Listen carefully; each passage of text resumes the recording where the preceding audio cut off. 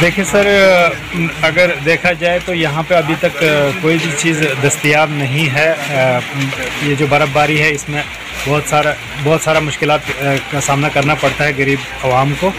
तो मैं आपको एक चीज़ बताता हूँ राशन की कमी की वजह से कि देखो अभी इन्होंने राशन का जो फ्री रखा था, तो फ्री का सिस्टम ये रखा है कि एक बंदे को चावल का 3 किलो और गुंदम 2 किलो, तो उससे गुजारा नहीं हो सकता है। कहाँ महीने का इसका गुजारा हो सकता है। और देखा जाए तो बिजली के बारे में भी मैं आपको बताना चाहता हूँ। बिजली भी यहाँ पे क्लियर नहीं है, बिजली भी नहीं रहती है यहाँ पे।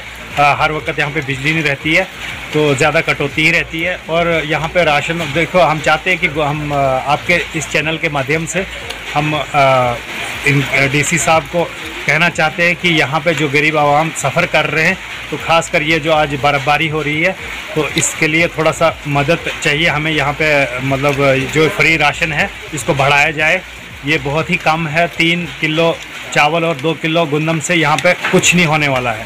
तो इसलिए रिक्वेस्ट है एडमिनिस्ट्रेशन से कि हमारे लिए अच्छे से यहाँ जो गरीब आवाम है इनके लिए यहाँ पे सब कुछ दस्तयाब करें इस हालात में जो ये बर्फ़बारी हो रही है।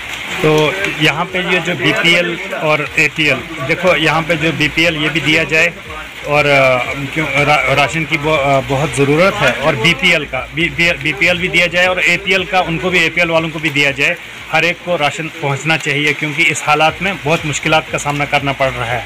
तो इसलिए हर एक को इनको ये चीज़ देनी पड़ेगी और देनी चाहिए। ये बर्फ़बारी अगर ज़्यादा हुई तो रोड्स वगैरह क्लियर है?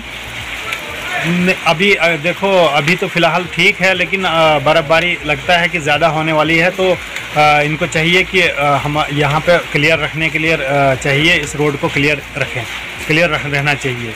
और यहाँ पे मतलब कोई भी मुश्किलात ना करना पड़े किसी गरीब आवाम को। जो गाड़ियाँ वगैरह नहीं रुकनी चाहिए, ये जो रोड है ये ओपन रहना चाहिए।